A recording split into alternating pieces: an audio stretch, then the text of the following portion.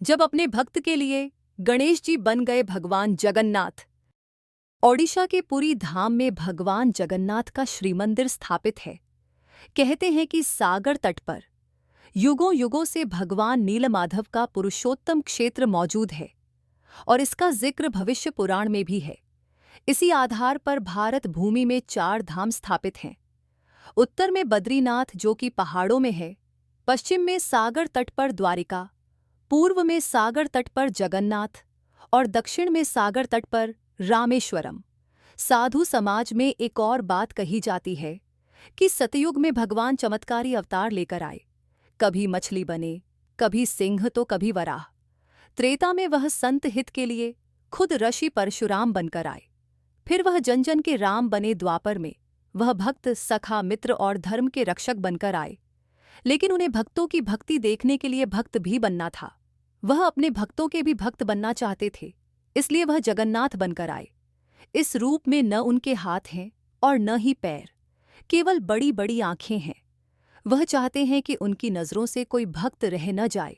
वह कहीं नहीं जाना चाहते हैं, बस जो उनके पास आए वह उसके होकर रह जाना चाहते हैं। इसीलिए भक्त होते हुए भी वह जगन्नाथ हैं। श्रद्धालु जिस रूप में सच्चे हृदय से उनके दर्शन करना चाहते हैं, भगवान वैसे ही रूप में उन्हें दर्शन देते हैं।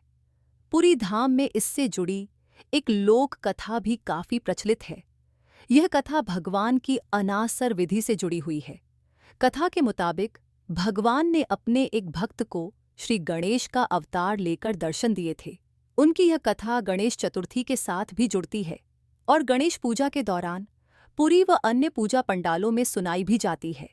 पुराणों में लिखा है कि कलियुग में भगवान नीलमाधव भक्तों को उनकी इच्छा के अनुसार दर्शन देते हैं।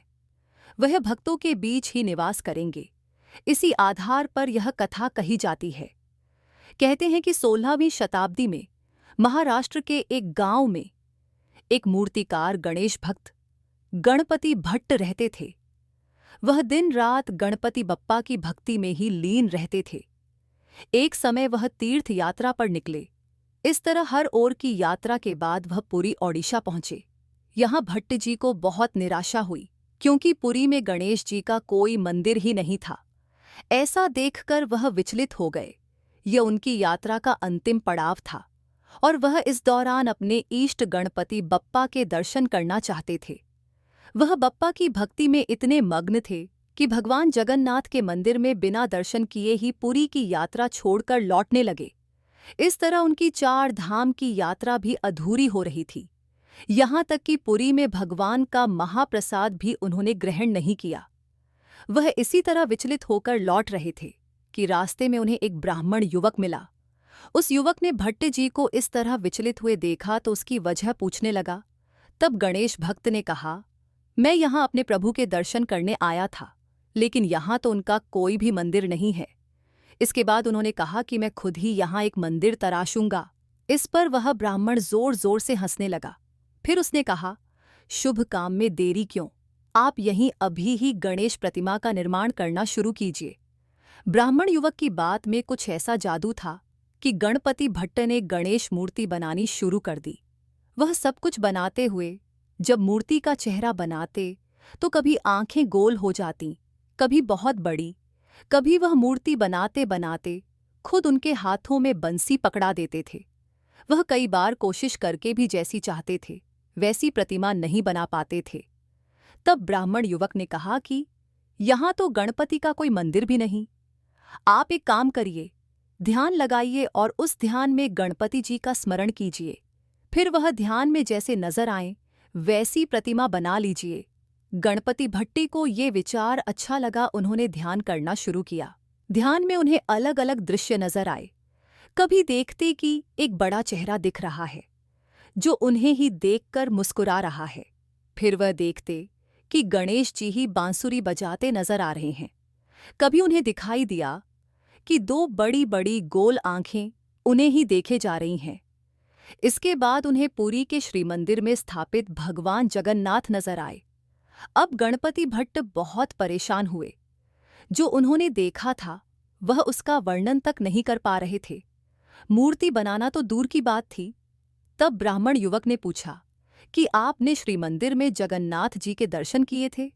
गणपति भट्ट बोले, नहीं, जब मुझे पता चला कि यहाँ गणेश जी विराजमान ही नहीं हैं, तो मैं बाहर से ही लौट आया। तब ब्राह्मण ने कहा, अरे एक बार देख तो लिए होते, हो सकता है आपके गणेश जी भी वहीं मौजूद हों, चलिए दर्शन करके आते हैं। ब्राह्मण के समझाने पर गणपति भट्ट राजी हो गए और फिर से मंदिर की ओर चले। उस दिन अनासरा विधि थी। भगवान को मंदिर से बाहर स्नान प्रांगण में लाया जाता है और फिर स्नान कराया जाता है। ज्येष्ठ मास की पूर्णिमा को जब गर्मी बहुत अधिक होती है तो उस दिन देव प्रतिमाओं को 108 घड़े के जल से स्नान कराया जाता है। इस स्नान के बाद तीनों देवता बीमार पड़ जाते हैं और फिर वह एकांतवास में चले जाते हैं। स्नान के ठीक बाद सूती के मलमल कपड़े से उन्हें पोंछा जाता है और उन्हें मलमल के कपड़े में लपेटा जाता है ताकि शरीर से पानी सूख जाए। इस दौरान कपड़ा लपेटते हुए चेहरे पर नाक से होते हुए ऐसे लपेटा जाता है कि जैसे वह हाथी की सूंड हो। यही प्रभु जगन्नाथ का गजानन वेश है। जब गणपति भट्ट श्री मंदिर पहुंचे तो उन्होंने यही दृश्य देखा और खुशी के मारे चिल्ला पड़े, मेरे गणेश जी तो यही हैं, यहाँ मंदिर में विराजमान हैं। जगन्नाथ प्रभु में उन्हें अपने इष्ट के दर्शन हो गए।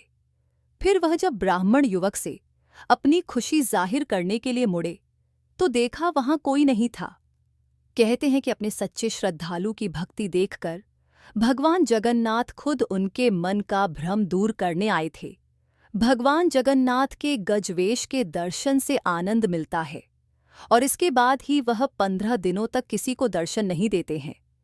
वह एकांतवास में चले जाते हैं। एकांतवास की इस प्रक्रिया को पुरी में अनासरा कहते हैं। इन 15 दिनों में देव विग्रहों के दर्शन नहीं होते हैं। 15 दिनों के बाद जब जगन्नाथ जी ठीक होते हैं तब उस दिन नैनासार उत्सव मनाया जाता है। इस दिन भगवान का फिर से श्रृंगार किया जाता है, उन्हें नए वस्त्र पहनाए जाते हैं और इसके बाद वह भ्रमण के लिए तैयार होते हैं। तब फिर श्रीमंदिर के सिंहद्वार पर रथ लाए जाते हैं और फिर 2 दिन बाद यहाँ से रथ यात्रा प्रारंभ होती है। ये कुछ ऐसा है कि बीमार होने के कारण जब जगन्नाथ जी कई दिनों तक एकांत में होते हैं तो वह मन बदलने के लिए भाई बहन के साथ यात्रा पर निकलते हैं। अनासर की विधि के दौरान जब आषाढ़ की कृष्ण पंचमी तिथि आती है तो इस दिन श्री मंदिर में अनासर पंचमी मनाई जाती है।